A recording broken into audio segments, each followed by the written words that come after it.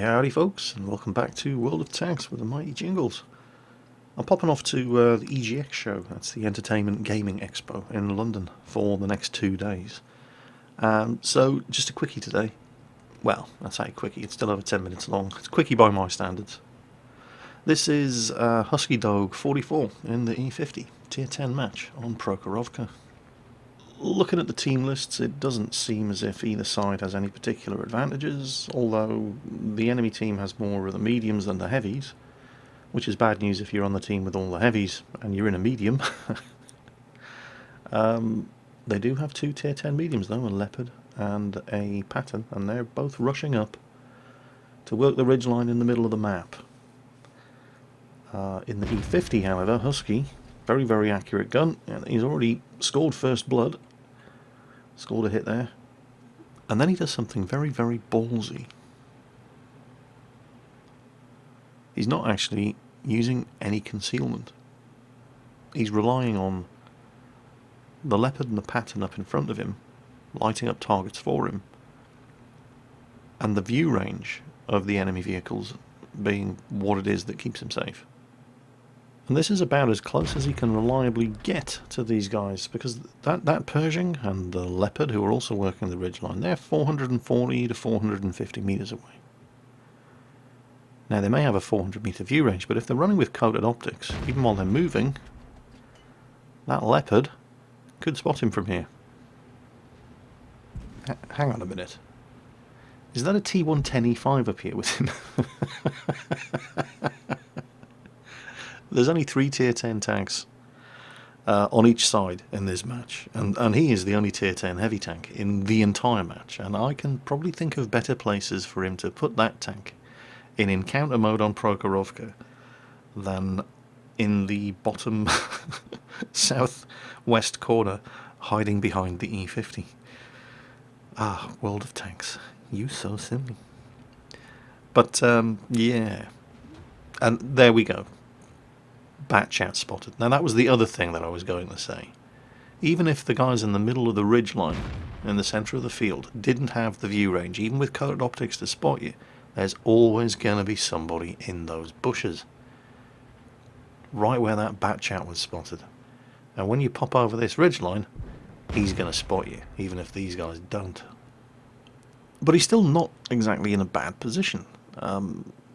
Providing artillery doesn't start paying attention to him, and there's plenty of other targets for artillery to shoot at, he's actually not in a terrible spot here. All he's showing them is his turret and a heavily angled upper glacis. And technically, he has the gun for this kind of work. The gun on the E-50 is not a typical medium tank gun. It's decent alpha, slow reload, very, very good accuracy, decent penetration. It's the kind of gun that you expect to see on a tank destroyer. So it's not completely unusual to see people using the E-50, at least at first, as a long-range fire support tank. It's something that it's actually pretty good at, just apparently not today. For some reason, whether that's bad luck, poor aiming, RNG, lag, the E-50 just being the E-50, or whatever, he's actually missed most of the shots he's fired. And now, of course, the problem with deciding that you're going to play as a long-range support fire tank is that there have to be tanks up front for you to give fire support from long range to.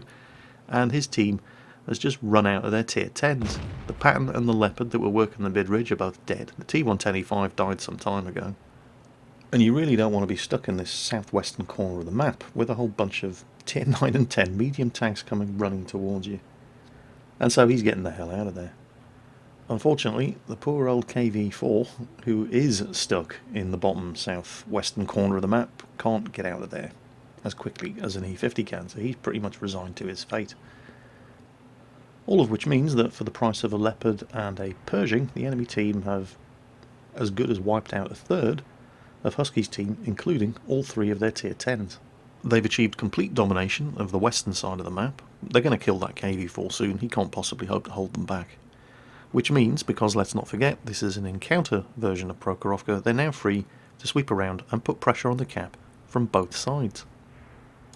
So what Husky would like to do is find a spot over here where he can actually put shots in them when they come sweeping over after killing that KV-4, because they are going to be very, very vulnerable when they do that. Unfortunately, the enemy tanks on the middle, up by the cap, keep spotting him. And he can't sit on top of this railway embankment. There's absolutely no cover here. Having a look around, trying to decide what's the best thing to do. KV-4 is still alive. They're taking their time putting pressure on him, but these guys here, they keep spotting him and lighting him up. He's thinking about dropping down into the bushes at the back there, but once you're in those bushes and they start coming for you, you can't get out. Spotted again, he's got to get out of here. Yep, here comes the incoming. Got to make a move. Can't stand on top of that railway embankment while being spotted. Now this spot that he's moved to down here is actually quite sneaky. All those guys in the middle actually directly threatening the cap. Well, for a start, there's all sorts of solid cover between himself and them.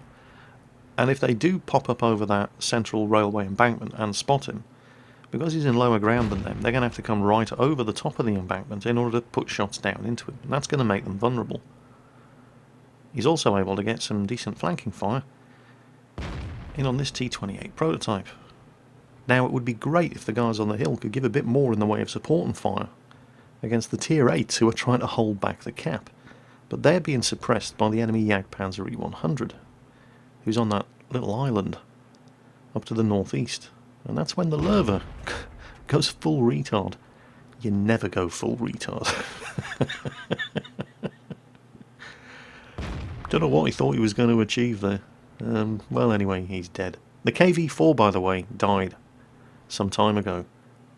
He was killed by the Batchat, who pretty much killed everything else over on the western flank. Which, of course, means that artillery is going to be next. That Batchat's going to be sweeping across the field, looking for fresh victims to nom on. And Artie can't really do anything about it as long as there's a Jagdpanther 2 and an E-50 spotting the entire middle of the map there. As soon as he tries to break cover from the bushes and get over that railway embankment, they will spot him and he will die. So he's kind of pinned in those bushes, just waiting for the Batchat to come over and kill him. And once the Batchat kills artillery, Husky's going to be next. They've got to deal with these tanks in the centre of the map so that he can defend himself against any threats coming over. Like that Batchat, for example. There's the Jagdpanther 2. This guy needs to die. Oh, they've just lost their artillery. They've just lost their artillery to the Batchat. Nobody even saw him. So the artillery couldn't have been using the bush as well. Okay, there we go. They've killed the Jagdpanther 2. Now, that Batchat's going to be coming over that railway embankment any second now. Husky needs to be in a position where he can do something about it, which either means back up there on the ridge, but he's never going to make it in time, or here, in cover here, down by these bushes. Unfortunately, the Batchat spotted him anyway. Big fat German ass sticking out the rear of the bushes. Batchat came over, didn't come over the middle, he came over the bottom end. Now he's got to move. The enemy still have artillery, and as far as Husky is aware, he's the only tank on his team that has been spotted. And if the enemy artillery has any sense, and he's not a terrible player, he's going to be supporting the Batchat. Husky's in a horrible, horrible position here. It is possible, of course, that the Batchat also spotted that T-95 up in the cap, as he keeps popping over the ridge. Oh, there's the Jagdtiger as well. So artillery, if they've got a choice between shooting a moving E-50 or a T-95, they're going to be shooting the T-95. And this is where things start to take a turn for the surreal. The Batchat is not using a fire extinguisher. And he does kill the T-95. Husky's unable to blow his tracks off and pin him in position. Slow reload on the E-50's gun, but then the Jagdtiger hits him. Oh no, but hang on. How much damage? The Jagdtiger's firing high explosive. Seriously. The Batchat pops over again, and this is where things start getting really, really funny. The Batchat is a premium ammunition spammer. And he's bounced or hit his tracks with every shot he's fired. He's done no damage. He's hit him 3 times. No damage. Well, the Batchat looks like he's reloading now. Our high explosive firing Jagdtiger decides, screw this, ramming speed. Husky tries to back up. does more damage to the Yak Tiger. The Yak Tiger hits him with more HE, and he manages to, well, was nothing really difficult about that. There's the Batchat again. He's not going to be sitting on the ridge unless he's ready to fire, but terrible, terrible, terrible gun depression. Bounces more gold ammo off the front of the E-50. He hasn't done any damage to him yet. Husky hits him again. Batchat bounces more gold ammunition off the front of the E-50, and Husky kills him. Batchat driver got to be raging. I mean, for God's sake, how much money do I have to spend in order to be able to buy a win in this bloody game? I think that's hilarious. Fantastic stuff. Well, ironic and highly amusing though that was, it's not over yet, because he's now alone against 2 enemy tanks. One of them is a mighty, mighty Jaegeru, the Jagdpanzer E100. The M103 on the team decided that the best way he could contribute to the success of this match was not to support Husky against the Batchat and the Yak Tiger, but instead to leave the safety of the top of the hill and drive across the middle of an open field in order to take on a Jagdpanzer E100 from the front. So, unsurprisingly, he's dead, and now it's just Husky against the Jaegeru and the GW Tiger P. And Husky's loaded high explosive. He's got 2 rounds of high explosive, and he's clearly going after the artillery. He knows that the Jagdpanzer E100 is on the other side of that ridge, and he did get spotted as he crossed to the crest in the middle of the field. So the GW Tiger P knows he's going to be coming, but here's the problem when you're firing high explosive at high tier artillery. If they know you're coming, they're going to be having their front pointing towards you. And they tend to have a lot of armour at the front. GW Tiger P has 440 health. And apparently a ridiculous camo rating. There he is. Direct hit, high explosive, 138 damage. Husky takes a hit in return. He's lucky to survive it, but he's been ammo racked. And he's used his repair kit.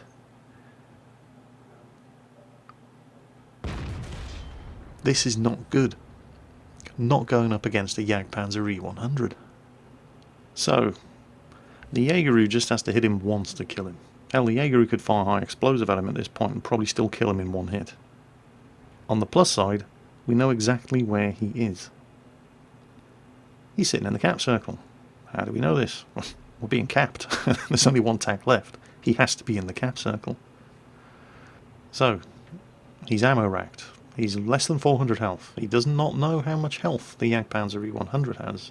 All he knows is he's in that cap circle somewhere. What does he have going for him? Well, he does have the advantage of being able to pick his angle of attack. He can come at the Jagdpanzer E100 from pretty much any side, but there's not an awful lot of this game left, so he can't afford to take his time doing it. Other advantages? Well, he's got 8 rounds of APCR ammunition, and this is a game-winning situation, so he's going to be using the APCR. You know, the limited stocks of armour-piercing, composite-rigid, premium ammunition, this is exactly what they're for. Here it comes, the moment of truth. Pokes the ridge. Didn't get spotted. Where the hell is he? Oh, there he is. Whoa, 29 health. And this is where Husky uses up his entire year's supply of luck. Sideways on, in front of a Jagdpanzer E100's 100 and... Really? His tracks ate the shot. You lucky son of a bitch. Well, your damaged ammo rack doesn't really matter now, as long as you make this shot count, and he's going to take a while to reload, so take your time. And make sure you get him. You lucky bastard. So that was Husky Dog 44's ace tanker badge in his E50, and he even admits it himself. He got lucky. He knows he got lucky, especially against that Jagdpanzer E100 right at the end, but watching a Batchat unload an entire clip of premium ammunition into him without doing any damage was absolutely priceless. Well, it wasn't priceless at all. It probably cost him about 20,000 credits. Oh, well.